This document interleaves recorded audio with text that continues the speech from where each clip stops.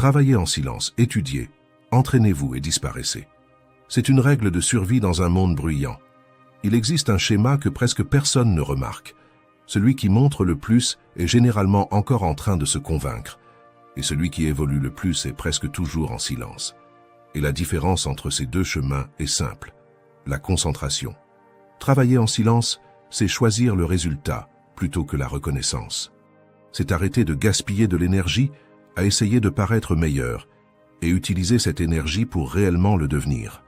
Étudier ne consiste pas à accumuler de l'information, c'est organiser l'esprit. C'est sortir de la confusion, des suppositions, des opinions vides et commencer à penser avec clarté. C'est arrêter de réagir en pilote automatique et commencer à décider avec intention. S'entraîner, c'est apprendre au corps à soutenir ce que l'esprit a décidé. Parce qu'un esprit fort dans un corps faible cède à la première difficulté. Et disparaître ne signifie pas s'éloigner de la vie. C'est s'éloigner de la distraction. C'est couper l'excès, réduire le bruit et protéger ce qui est encore en train d'être construit. Ces 4 attitudes créent quelque chose de rare aujourd'hui. La constance, une force qui ne dépend pas de la validation, qui ne vacille pas face aux opinions et qui ne se perd pas dans le bruit. Si vous comprenez cela, votre vie commence à changer de direction. Parce que dans cette vidéo, vous allez apprendre 5 règles stoïciennes d'étude, pratiques, directes, que vous pouvez appliquer dès aujourd'hui pour prendre le contrôle de votre esprit. Alors faites ceci. Décidez maintenant que vous n'allez pas seulement regarder. Écrivez ici « J'entre en mode construction » et restez avec moi jusqu'à la fin. Parce que ce que vous allez entendre ici peut être exactement ce qu'il vous manquait pour sortir de l'immobilisme. Maintenant, commençons. Règle 1. Étudiez pour développer votre intelligence.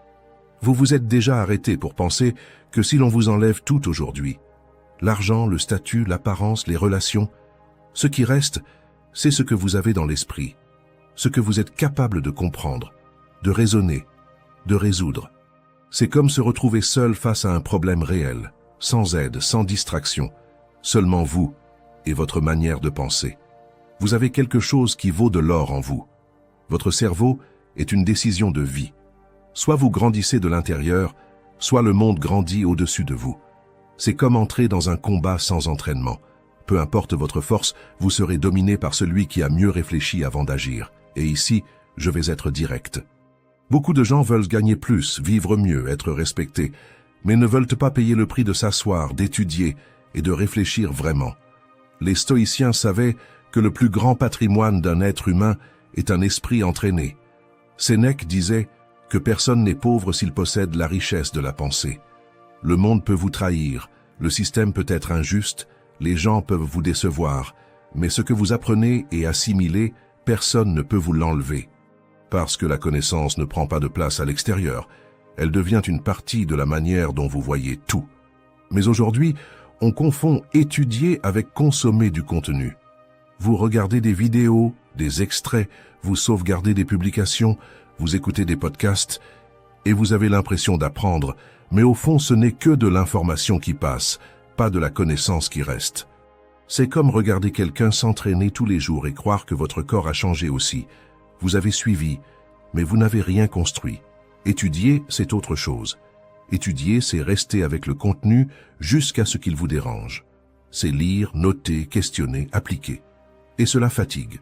C'est pour cela que presque personne ne le fait. Parce que penser demande un effort. Et la plupart préfèrent une distraction confortable à une croissance inconfortable. Laissez-moi vous poser une question. Combien de fois avez-vous dit « Lundi, je commence à étudier sérieusement » ? Combien de fois avez-vous acheté un cours, un livre, un cahier, et ils sont devenus de la décoration? Vous n'êtes pas paresseux. Vous n'avez simplement jamais appris à voir l'étude comme un outil de liberté. Vous avez appris à mémoriser pour un examen, pas à penser pour vivre. Et ici, entre une loi simple de la vie, vous récoltez exactement le niveau de clarté que vous construisez. Sans clarté, vos décisions vont toujours vous limiter. Le stoïcisme est brutal sur ce point. Si vous ne maîtrisez pas votre esprit, quelqu'un vous maîtrise. Soit vous pensez, soit quelqu'un pense pour vous et presque toujours pas en votre faveur. Et vous le remarquez quand vous vous énervez pour tout, quand vous vous laissez manipuler par l'opinion des autres, quand vous vivez en réaction et presque jamais en choix. L'intelligence ne consiste pas seulement à savoir des choses difficiles, c'est savoir vivre avec plus de sagesse. Marc Aurèle était empereur et pourtant il étudiait tous les jours. Il lisait, écrivait, réfléchissait. Il n'avait pas besoin de diplôme, il avait besoin de clarté. Parce que plus la responsabilité est grande, plus il est dangereux d'agir sans comprendre ce que l'on fait. Et il comprenait quelque chose que la plupart ignorent. Plus vous voulez avoir du pouvoir sur votre propre vie, plus vous devez assumer de responsabilités sur votre propre esprit. Étudier pour développer votre intelligence, c'est étudier pour comprendre vos émotions, prendre de meilleures décisions, voir au-delà des apparences, ne pas être trompé par n'importe quelle promesse séduisante. C'est sortir du mode automatique et commencer à voir le jeu qui se joue autour de vous. Et cela ne se résume pas à lire un livre technique, c'est une étude de soi-même, du monde, de la nature humaine. Dans la pratique, comment vivre cela? D'abord, arrêtez d'attendre l'envie pour étudier. L'envie est instable, la discipline est une décision. Attendre l'envie, c'est comme attendre que la mer soit calme pour apprendre à nager. Vous n'entrez jamais dans l'eau.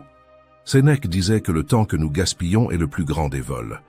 Vous ne pouvez pas continuer à offrir des heures de votre vie à des distractions qui ne feront pas de vous une personne ne serait-ce qu'1% meilleure demain.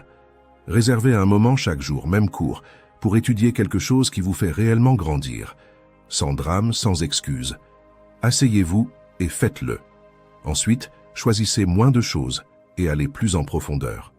Regarder 30 vidéos superficielles sans rien retenir ne sert à rien. Prenez un livre, un thème, un domaine, le stoïcisme, les finances, la communication, ce qui compte pour votre vie, et engagez-vous à aller jusqu'au bout. La superficialité accumule de l'information. La profondeur construit la compréhension. Lisez calmement, prenez des notes, arrêtez-vous et demandez-vous comment cela s'applique à votre vie aujourd'hui, ou vous vous trompez déjà là-dessus. C'est ainsi que l'information devient transformation. Troisièmement, étudiez en regardant vos attitudes, pas seulement le contenu. Épictète disait que le véritable progrès consiste à voir que vous vous trompez et à commencer à agir différemment. À quoi sert de comprendre le stoïcisme si vous explosez pour n'importe quoi? À quoi sert d'étudier la discipline si vous ne respectez pas votre propre parole? L'étude stoïcienne est morale. Elle concerne moins le fait de savoir plus que de devenir quelqu'un de meilleur. C'est utiliser la connaissance pour corriger vos excès, renforcer vos faiblesses et devenir quelqu'un de plus solide. Quatrièmement, protégez votre temps de concentration comme quelque chose de sacré. La même Internet qui vous donne accès aux livres, aux cours et aux contenus précieux vous offre aussi une distraction infinie. Si vous ne fixez pas de limites, vous serez aspiré. Votre attention est le terrain sur lequel votre vie se construit. Si vous la perdez, vous perdez le contrôle de tout. Alors définissez. À cette heure-là, téléphone loin, réseau loin, c'est moi et l'étude. Cela semble peu, mais ce peu fait chaque jour change complètement le niveau de votre esprit en quelques mois. Et il y a un autre point. Vous n'avez pas besoin d'être le plus intelligent de la pièce, mais vous devez être quelqu'un qui refuse de rester ignorant par confort. L'ignorance est normale, y rester par choix est de la lâcheté. Peut-être que vous avez grandi en entendant que vous n'étiez pas bon pour étudier. Ce n'est pas vrai, c'est une étiquette. Ce qui vous a peut-être manqué, c'est une méthode, de la patience et de la constance. Les stoïciens n'étaient pas des génies de naissance. C'étaient des gens ordinaires qui ont décidé de ne pas vivre en pilote automatique. C'étaient des hommes qui entraînaient leur esprit comme on entraîne un muscle, un peu chaque jour, tous les jours. Et pourquoi est-ce urgent? Parce que si vous ne grandissez pas mentalement, la vie va vous écraser. La vie ne punit pas celui qui ne sait pas, elle exige de celui qui n'apprend pas. Vous tomberez dans les mêmes pièges, répéterez les mêmes cycles, vous impliquerez avec les mêmes personnes, prendrez les mêmes mauvaises décisions. La connaissance n'élimine pas la douleur, mais elle vous donne des outils pour ne pas être détruit par elle. Vous pouvez continuer à dire « Un jour j'étudierai cela, un jour je lirai ce livre. Un jour j'apprendrai sur l'argent, les émotions, les décisions. » Ou vous pouvez accepter que ce jour n'arrive jamais seul. Il commence seulement quand vous décidez. Alors faites deux choses. Choisissez un contenu concret à étudier aujourd'hui, un chapitre de livre, un cours, un texte, et allez jusqu'au bout avec une attention réelle. Règle 2. Travaillez loin du regard des autres. Avez-vous remarqué comme aujourd'hui tout le monde semble faire quelque chose de grand? Photos de projets, coulisses, objectifs, promesses. Mais quand on regarde de près, peu de choses changent réellement. Il existe une différence silencieuse entre ceux qui montrent et ceux qui construisent, et elle apparaît dans le résultat, pas dans le discours. Beaucoup de bruit, peu de transformation. Travailler loin du regard des autres n'est pas un isolement, c'est une stratégie. C'est décider que votre énergie ne sera pas dépensée à essayer de paraître, mais à devenir réellement quelque chose. Les stoïciens le savaient, Sénèque disait « Celui qui cherche les applaudissements à l'extérieur perd sa direction intérieure ». Parce qu'au moment où vous faites tout pour être vu, vous commencez à ajuster vos actions pour plaire, pas pour évoluer. Vous échangez une évolution réelle contre une approbation momentanée. Pensez-y. Combien de fois avez-vous eu envie de publier que vous commenciez quelque chose de nouveau? Maintenant c'est parti, concentration totale. J'ai commencé à étudier, j'ai commencé la salle de sport, nouveau projet qui arrive. Et pendant quelques minutes, vous avez l'impression d'être déjà en chemin sans avoir avancé. Tout cela parce que vous avez reçu la reconnaissance avant de construire le résultat, et cela trompe le cerveau, comme si le travail était déjà fait. C'est comme annoncer sa présence avant d'arriver à destination. Travailler en silence est l'antidote, c'est vous dire à vous-même « Je n'ai pas besoin que les autres le sachent, j'ai besoin que ce soit réel ». Épictète disait « Ne parle pas de philosophie, vis de manière philosophique ». Dans la pratique, ne dites pas que vous travaillez, travaillez. N'annoncez pas que vous allez changer, changez. Ne dépensez pas votre concentration à créer des attentes chez les autres. Créez des résultats en vous. Celui qui construit réellement n'a pas le temps de se justifier, il est trop occupé à faire. Travailler loin du regard des autres, c'est choisir le chemin le plus difficile, mais le plus honnête. C'est se lever, étudier, s'entraîner, échouer, recommencer sans public. C'est protéger ce qui est encore fragile, parce que tout ce qui est au début ne supporte pas une exposition constante. Marc Aurèle écrivait ses méditations pour se surveiller intérieurement, pas pour apparaître. Il était empereur et pourtant il écrivait « Que ta philosophie apparaisse dans tes actions, pas dans tes paroles ». Vous ne gouvernez peut-être pas un empire, mais vous gouvernez votre propre vie, et elle demande du focus, pas de l'exposition. Aujourd'hui, on a l'impression que si vous ne publiez pas, vous n'existez pas. Si vous ne montrez pas, on pense que vous ne faites rien, et c'est là que beaucoup se perdent. Ils commencent à vivre pour paraître actifs, au lieu d'avancer réellement. Vous vous sentez obligé de prouver que vous avancez, mais la vérité est simple. Ceux qui comptent vraiment ne suivent pas votre routine. Ils perçoivent votre transformation. Tout cela ne consiste pas à disparaître du monde, mais à disparaître du besoin de validation constante. C'est cela le caractère. C'est cela la discipline.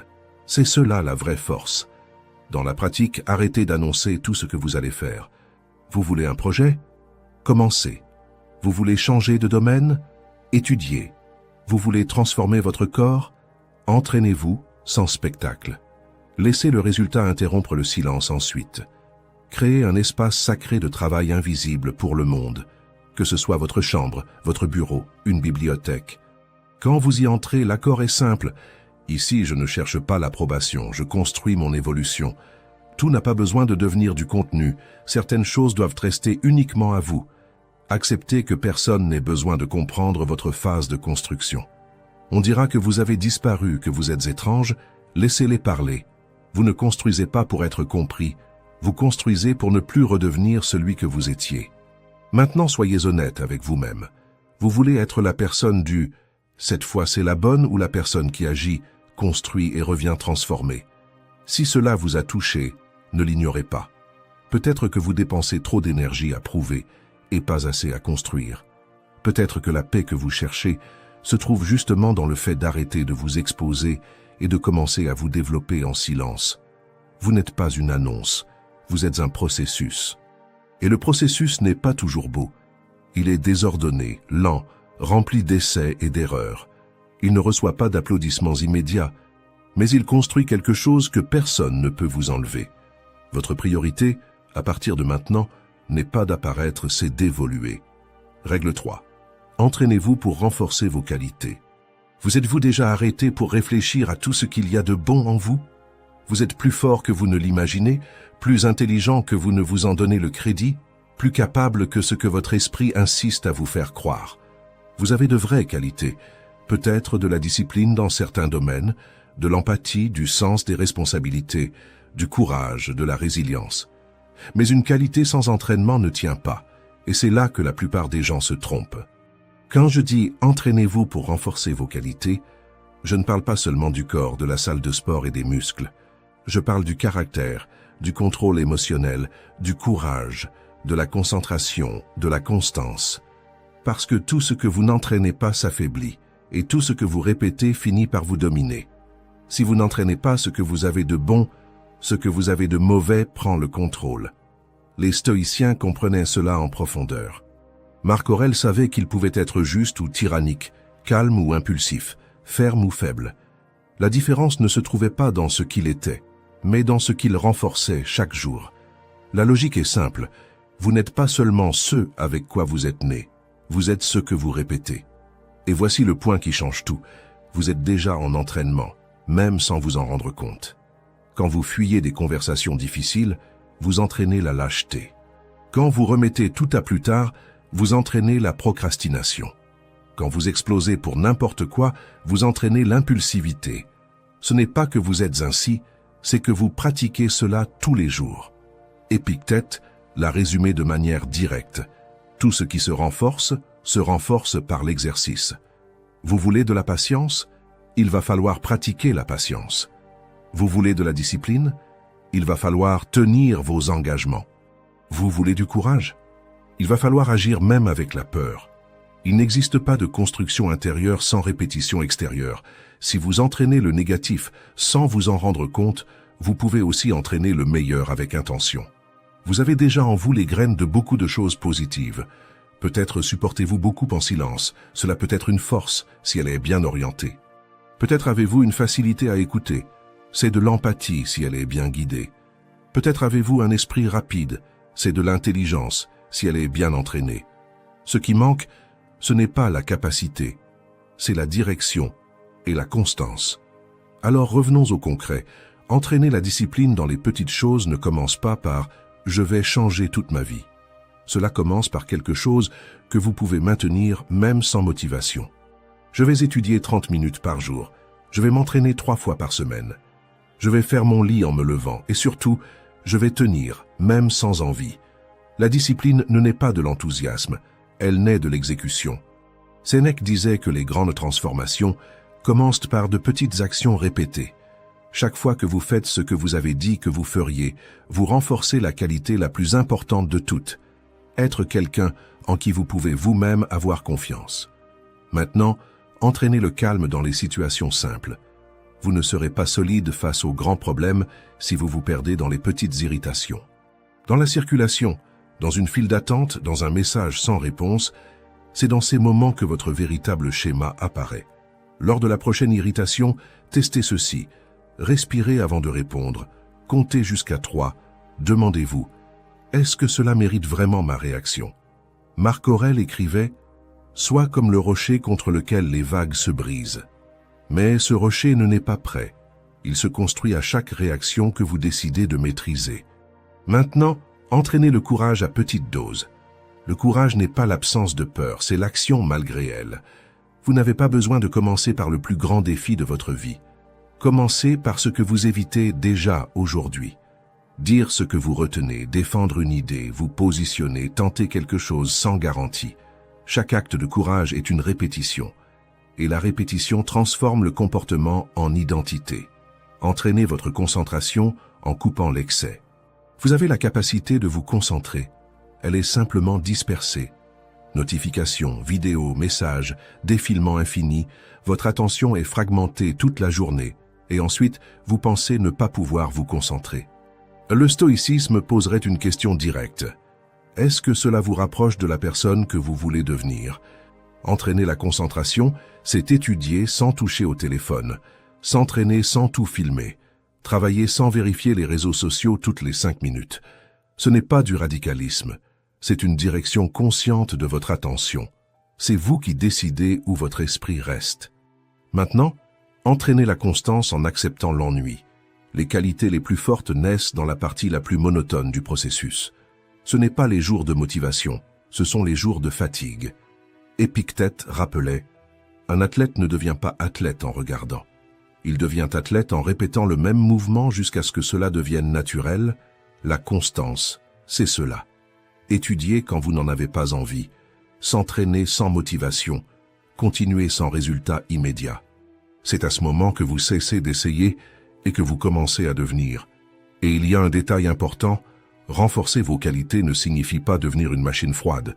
C'est protéger ce qu'il y a de meilleur en vous pour que cela ne soit pas déformé.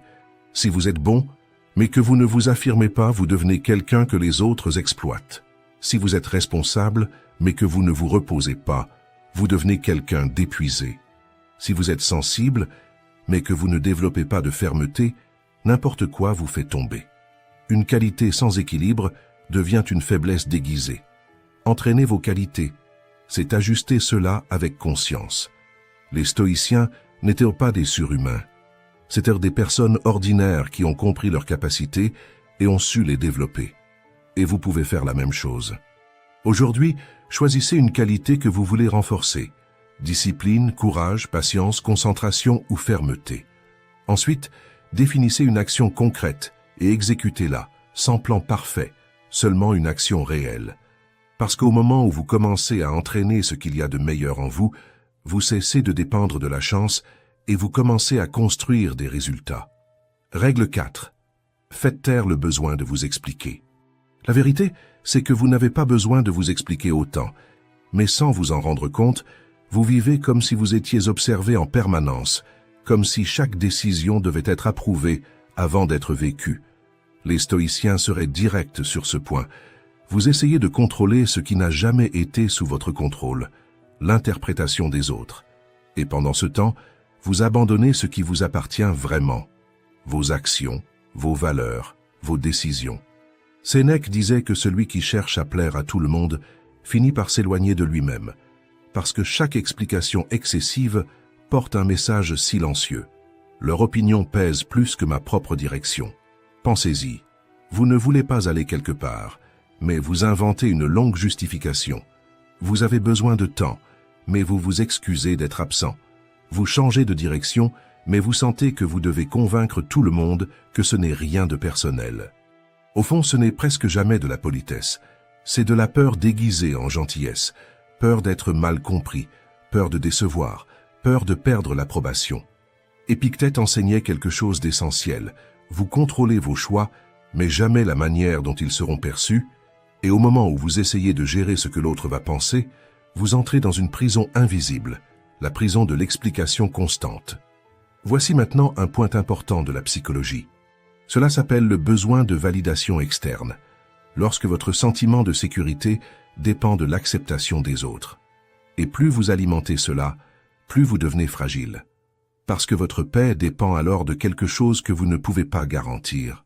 Faire taire ce besoin ne signifie pas devenir froid, c'est réorganiser votre référence intérieure. Dans la pratique, cela commence par quelque chose de simple, mais puissant. Des réponses courtes, claires et sans défense. Vous ne pouvez pas venir? Merci pour l'invitation, mais je ne viens pas. Vous avez besoin de temps? Je traverse une période plus réservée. Vous avez changé de direction? J'ai décidé de suivre un autre chemin, sans trop se justifier, sans essayer de contrôler la réaction de l'autre, parce que voici la vérité qui libère. Celui qui veut être contrarié trouvera une raison, même face à la meilleure explication.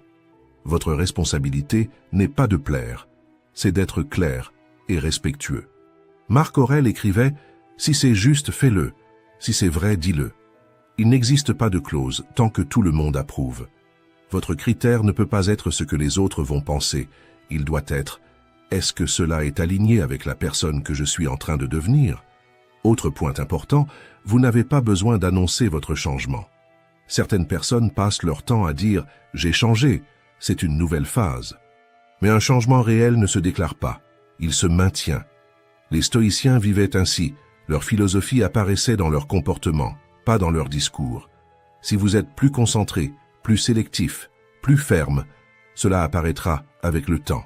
Certains respecteront, d'autres s'éloigneront et cet éloignement n'est pas une perte, c'est un ajustement naturel de ceux qui ne suivent plus votre direction. Il existe une ligne fine entre respect et dépendance émotionnelle. Expliquer lorsque votre décision impacte quelqu'un de proche peut-être du respect. S'expliquer en permanence pour éviter l'inconfort est une dépendance émotionnelle. Sénèque dirait que celui qui s'excuse trop d'exister finit par oublier de vivre. Vous n'avez pas besoin de vous excuser de prendre soin de votre esprit, de protéger votre temps, de prioriser votre croissance. Vous pouvez simplement assumer, c'est ainsi que j'ai choisi de vivre maintenant. Oui, cela va créer de l'inconfort, on dira que vous avez changé, on vous qualifiera de distant, de différent, voire de froid. Mais bien souvent, ce que les autres appellent changement, c'est simplement que vous n'êtes plus accessible à tout. Et le point est simple, tout le monde ne comprendra pas, et tout le monde n'a pas besoin de comprendre. Le stoïcisme ne vous apprend pas à être insensible, il vous apprend à ne pas vivre à genoux devant le besoin d'approbation.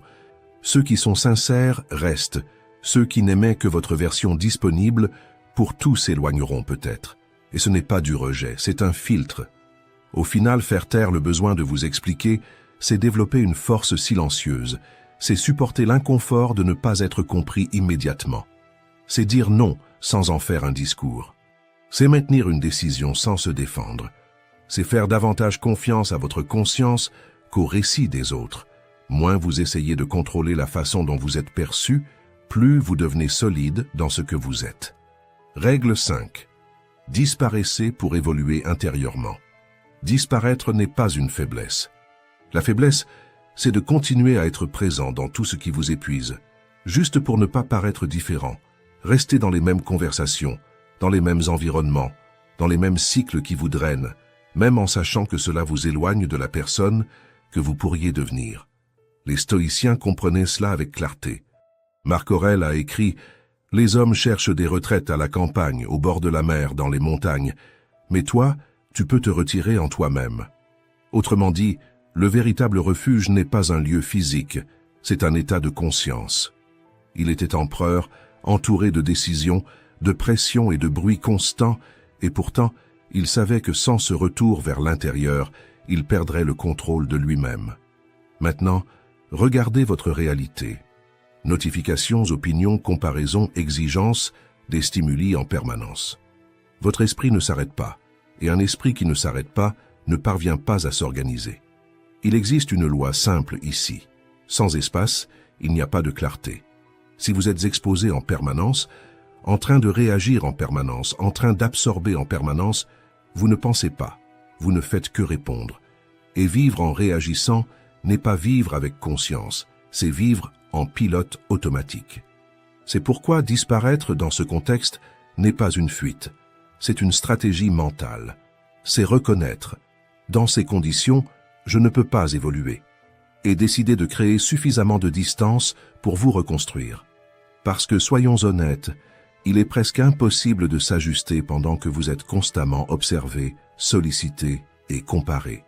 Si chaque pas devient une opinion, si chaque erreur devient un jugement, vous commencez à vous protéger plus qu'à évoluer. Et celui qui vit en se protégeant ne grandit pas. Il se maintient simplement. L'évolution intérieure est silencieuse et tout le monde ne mérite pas d'avoir accès à cette phase. Sénèque disait « L'âme se renforce lorsqu'elle est capable de rester avec elle-même ». Si vous ne supportez pas d'être seul, le problème n'est pas la solitude, c'est la rencontre avec vous-même. Alors comprenez cela avec maturité. Disparaître parfois, c'est se regarder et se dire « Je vais m'éloigner un moment du bruit pour me rappeler qui je suis sans interférence ». Maintenant, ramenons cela à la pratique. Que signifie réellement disparaître pour évoluer intérieurement? Ce n'est pas disparaître de la vie, c'est réduire l'excès qui occupe votre esprit. Moins d'exposition, moins d'explication, moins de besoin de validation. Arrêtez de tout publier, réduire les conversations qui n'apportent rien, ne pas répondre à tout immédiatement. Tout ne demande pas votre présence instantanée. Épictète enseignait « Tu n'as pas besoin d'être partout. Tu dois être pleinement présent dans ce que tu choisis. » C'est cela la focalisation émotionnelle. Disparaître, c'est aussi s'éloigner des attentes des autres. Parce que beaucoup de personnes ne se relient pas à qui vous êtes, elles se relient à la version qu'elles ont créée de vous. Celui qui est toujours disponible, celui qui fait rire, celui qui ne dit jamais non. Et lorsque vous changez, la réaction arrive. Tu es étrange. Tu as disparu. Tu n'es plus le même. Et pour la première fois, c'est vrai. Parce que l'objectif est justement celui-ci, ne plus être le même. Disparaître ici, c'est s'éloigner de la pression de devoir correspondre, pour découvrir qui vous êtes, sans avoir à jouer un rôle. Maintenant, il y a un point psychologique important ici. Votre esprit a besoin de traiter, sans pause, il n'y a pas d'organisation interne. C'est comme essayer de ranger une maison avec des gens qui entrent et sortent en permanence, cela ne fonctionne pas. C'est pourquoi vous avez besoin d'une méthode simple, la décharge mentale. Prenez un carnet sans filtre, sans esthétique, sans préoccupation. Écrivez ce qui est dans votre tête. Des pensées dispersées, des inconforts, des doutes, des peurs. Cela allège l'esprit et transforme la confusion en clarté visible. En psychologie, on appelle cela l'externalisation cognitive. Vous sortez ce qui vous domine intérieurement et vous le placez devant vous, et lorsque vous voyez, vous comprenez mieux, et lorsque vous comprenez, vous agissez mieux. Disparaître, c'est aussi créer de l'espace pour recommencer, sans avoir à expliquer chaque pas, sans avoir à valider chaque décision. Parfois, vous devez ajuster votre routine, vos habitudes, vos priorités loin du bruit qui vous ramènerait à l'ancien schéma. C'est pourquoi disparaître est stratégique. Vous vous éloignez, vous réorganisez, vous vous renforcez, et seulement ensuite vous revenez, plus stable, sans être dépendant de l'approbation. Les stoïciens ne cherchèrent pas à paraître constants. Ils étaient engagés à être constants avec eux-mêmes. Et si cela exigeait du retrait, ils se retiraient. Mais il y a une précaution importante ici. Disparaître ne signifie pas s'abandonner, c'est se choisir avec plus de conscience. Ce n'est pas un isolement par peur, ce n'est pas un silence par orgueil, c'est une solitude avec intention. Sénèque disait « Emporte avec toi un homme de bien à l'intérieur de toi ». Autrement dit, lorsque vous êtes seul, soyez une bonne compagnie pour vous-même. Ces 5 règles ne sont pas seulement de la théorie, ce sont un système qui soutient votre évolution. Et à partir de maintenant, vous n'avez plus besoin de chercher des réponses à l'extérieur, vous avez déjà une direction. Le prochain pas est simple, commencez. Si cette vidéo vous a aidé à voir les choses sous un nouvel angle, laissez un like, abonnez-vous, commentez et partagez. Ici, nous continuons à nous renforcer et à apprendre. Merci d'avoir regardé.